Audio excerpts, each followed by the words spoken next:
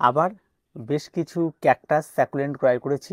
কিছু স্যাকুলেন্ট রয়েছে হ্যাঙ্গিংয়ের, কিছু রয়েছে এমনি নর্মাল, আর বেশি ক্যাকটাসগুলির মধ্যে যেগুলো রয়েছে বেশ কিছু ভ্যারাইটির স্টার ক্যাকটাস নিয়েছি, যেগুলি ফুল হয়, সেটা বেশ পছন্দ, অনেকদিন ধরে নেবো করেছিলাম, সেগুলো নিয়েছি।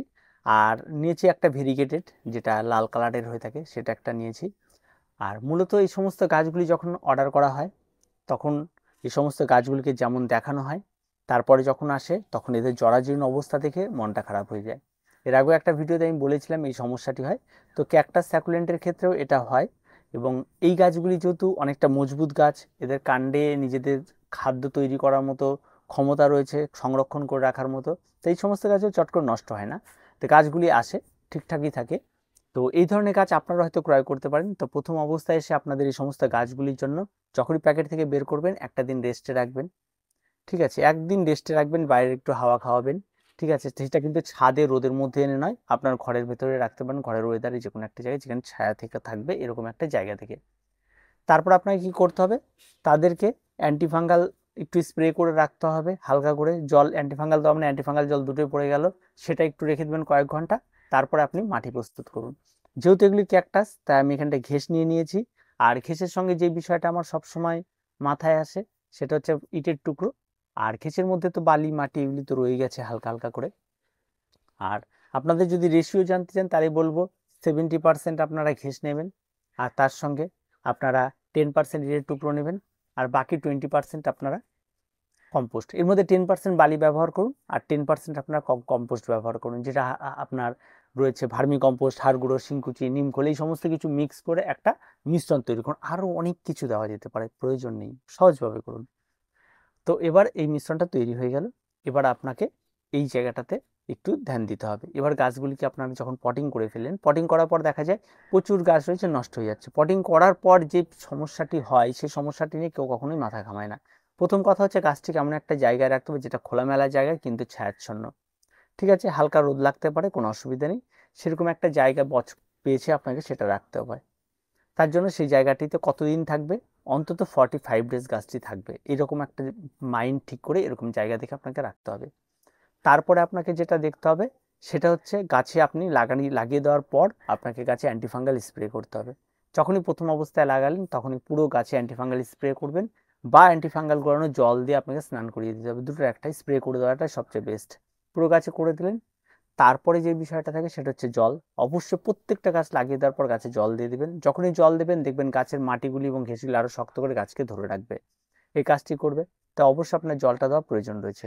এবার এই জলের বিষয়টা আসি, জল আবার এমন করে দেবেন না তাহলে জলের ট্রের মধ্যে গাছগুলিকে বসিয়ে রাখছেন, এমনটা কখনো করবেন না। জলের মধ্যে আপনারা রাখতে পারেন, এবং আপনারা জলের ট্রেতে না রেখে টবটাকে রাখবেন। রাখার পর প্রতিনিয়ত নজরে রাখতে হবে, যখনই দেখবেন গোড়া শুকিয়ে গেছে তখনই গাছে আবার জল প্রয়োগ করবেন। এমন কখনোই করবেন না যে গোড়া একেবারে শুকিয়ে, মাটি শুকিয়ে, গাছ শুকিয়ে আছে, তাহলে গাছের নতুন যে রুটগুলি বের হবে সেই রুটগুলিতে জলের অভাব দেখা গেলে আবার নষ্ট হয়ে যাবে রুটগুলি, ফলে কিন্তু গাছটা সেট হতে অনেকটা সময় নিয়ে নেবে। তাই টবের মাটিটি সবসময় কিন্তু যেন ভিজে থাকে সেই বিষয়টা নজর রাখতে হবে। আবার তার সঙ্গে সঙ্গে কিন্তু অবশ্যই আপনাকে 15 দিন পর পর ওই গাছের গোড়াতে কিন্তু আপনাকে মাঝে মধ্যে অ্যান্টিফাঙ্গাল গুলিয়ে জলও দিতে হবে, যাতে গাছের গোড়ায় কোনো রকমের ফাঙ্গাল ইনফেকশন না হয়, এই বিষয়টা কিন্তু খেয়াল রাখতে হবে। তাই এটা কিন্তু অবশ্যই আপনারা প্রত্যেকে করবেন। আর তারপরে যে ব্যাপারটা থাকে, গাছ লাগিয়ে দেওয়ার পর অনেকেই ধৈর্য রাখতে পারে না, এই গাছটা কবে সেট হবে, অনেক গাছ নষ্ট হয়ে যাচ্ছে, এত গাছই হচ্ছে। নষ্ট হয়ে যাওয়ার একটাই কারণ, আপনার জায়গা ঠিকঠাক নেই, হয়তো হাওয়া বাতাস চলছে না, বা আপনি ছায়াচ্ছন্ন বলতে হয়তো সিঁড়িঘরটাকে বুঝে গেছেন, সিঁড়িঘরের মধ্যে রেখে দিয়েছেন। এমন জায়গা হলে হবে না। একদম খোলামেলা ছাদের মধ্যে যেখানে অন্ধকার নেই, মানে আলো আসে দিনের বেলায়, এমন জায়গাতে আপনাকে রেখে দিতে হবে। তাহলে দেখবেন চট করে ফাঙ্গাল আক্রমণটা ঘটবে না। গাছ লাগিয়ে দিলে সব গাছই যে ভালো হবে এমনটা কিন্তু নাও হতে পারে, বেশ কিছু গাছ যে কেটে যাবে এটা কিন্তু খুব কমন একটা ব্যাপার। তাই সবসময় এই মানসিকতা নিয়ে চলবেন যে 10টা লাগালে হয়তো 2-1টা গাছ কেটে যেতে পারে, কিন্তু যে সিস্টেমগুলি বললাম সেই সিস্টেমগুলি মানলে হয়তো আপনার সবগুলি টিকেও যেতে পারে। আবার যদি নষ্ট হয় খুব বেশি হলে 1-2টো, আর বাকি বেশিরভাগ গাছই কিন্তু বেঁচে যাবে। আর যদি আপনি এগুলি না মানেন বেশিরভাগ গাছই নষ্ট হয়ে যাবে। তাই এই বিষয়গুলি কিন্তু ছোট ছোট বিষয়গুলি খেয়াল রাখতে হবে, তার সঙ্গে সঙ্গে মনিটরিং। যেহেতু গাছগুলি 45 ডেজ থাকবে, তার আগে গাছগুলি সেট হচ্ছে কিনা তার জন্য দেখবেন গাছের গোড়াতে ঘাসও হতে পারে, সেগুলিকে প্রতিনিয়ত পরিষ্কার রাখতে হবে।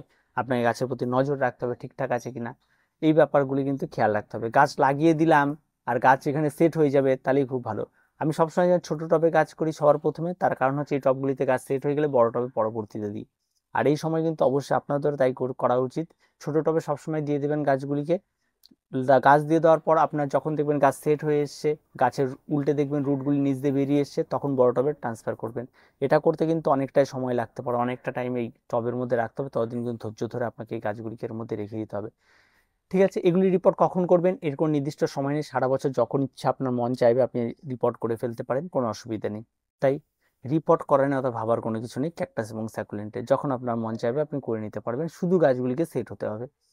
আর ফার্টিলাইজার, এই ছোটো ছোটো পটের মধ্যে কি ফার্টিলাইজার, কোনো রকম কোনো ফার্টিলাইজার ব্যবহার করবে না, সেটা লিকুইড সয়েলেবল হোক বা রাসায়নিক হোক, যে কোনো কিছু হোক, এই সমস্ত গাছে কোনো রকম কোনো ফার্টিলাইজার ইউজ করবেন না।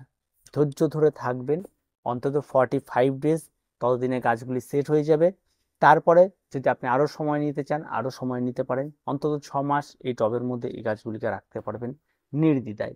তারপরে যদি কোনো গাছ মনে হয় যে না অনেক বেশি বড় হয়ে যাচ্ছে, পড়ে যেতে পারে, তাদেরকে রিপোর্ট করে দিন, অনায়াসে আপনি করতে পারেন। কিন্তু বারবার ঘন ঘন রিপোর্ট এগুলি করতে হবে না, গাছের ক্ষতি হবে, গাছ বারবার করে ধাক্কা খাবে। তো এই হচ্ছে ব্যাপার, গাছ লাগিয়ে দেওয়ার পর এই কাজগুলি অবশ্যই আপনাদের করবেন, দেখবেন গাছ সহজে নষ্ট হবে না। তার কিছু বলার নেই, আজকে এই পর্যন্তই। দেখা হচ্ছে পরবর্তী ভিডিওতে। প্রত্যেকে ভালো থাকবেন, প্রত্যেকে সুস্থ থাকবেন, চ্যানেলটিকে অবশ্যই সাবস্ক্রাইব করে রাখবেন।